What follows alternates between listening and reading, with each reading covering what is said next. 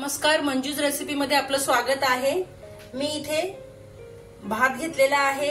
हे आंधणातलं बेसन आहे किंवा पिठलं आणि ही शेंगदाण्याची चटणी आहे। तर इथे मी आज आंधणातलं बेसन बनवलेलं आहे, म्हणजेच पिठलं। याच्यामध्ये बेसनच्या अशा छोट्या छोट्या गोळ्या असतात। चला तर मग आता पटकन आपण रेसिपीला सुरुवात करूया आणि बघूया हे आंधणातलं बेसन मी कसं बनवलंय ते।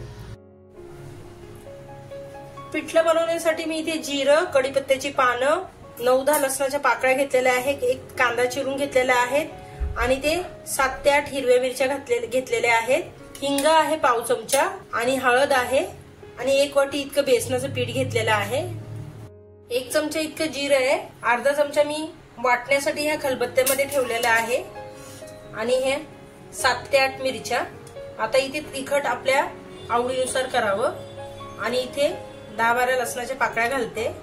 आता हे सगळं खलबत्त्यामध्ये मी कुटून घेते।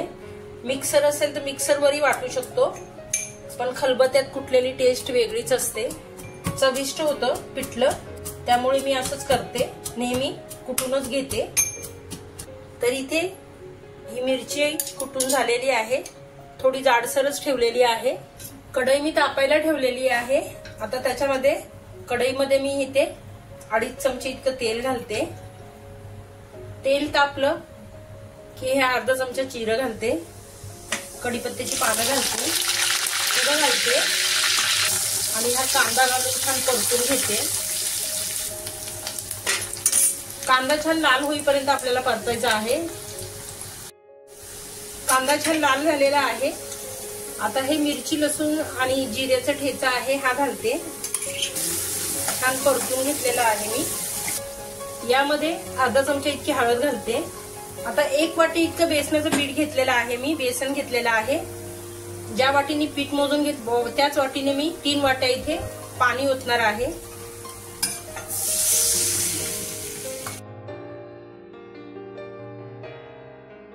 आता ह्या पाण्याला उकळी येईपर्यंत आपल्याला थांबायचं आहे। उकळी येण्याची वाट बघूया। पाण्याला छान उकळी आलेली आहे। आता चवीनुसार आपण मीठ घालूया आणि हे बेसन पीठ आहे हे मी घालते असं वरतून। मी हे असं हाताने घालते, तुम्ही चमच्याचा देखील वापर करू शकता।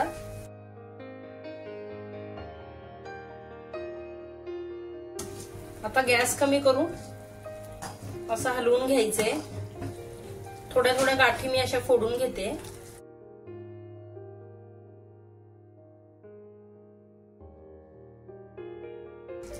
आता शक्य होतील तेवढ्या मी गाठी मोडून घेतलेल्या आहे। मुळात हे गाठींसकटच छान लागतं, पण थोडा दाटसरपणा येण्यासाठी मी याच्यातल्या गाठ्या थोड्याशा मोडलेल्या आहेत। आता हे 10 मिनिटं असं शिजू देऊया, आपण झाकण ठेवूया। 7-8 मिनिटं झालेली आहेत। मी मध्ये मध्ये थोडंसं ढवळून घेतलेलं होतं, कारण बेसन आहे ते खाली लागणार। हे बघा, अशा गाठी आहेत मध्ये मध्ये, खायला गेले की खूप छान लागतात। तर हे पिठलं आपण भातासोबतही खाऊ शकतो। वरतून थोडीशी कोथिंबीर घालते आणि आता गॅस बंद करते। अतिशय सुंदर असं हे पिठलं लागतं। ह्या पिठल्याला आमच्याकडे अन्नातलं पिठलं किंवा अन्नातलं बेसन असं म्हणतो आणि हे भातासोबत, भाकरीसोबत खाऊ शकतो। हे थोडंसं पातळच असतं भातासोबत खाण्यासाठी। तर आता इथे मी गॅस बंद करते। तर माझी ही आंधणातल्या बेसनाची रेसिपी आवडली असेल तर लाईक करा, शेअर करा, सबस्क्राईब करा। रेसिपी पूर्ण बघितल्याबद्दल धन्यवाद।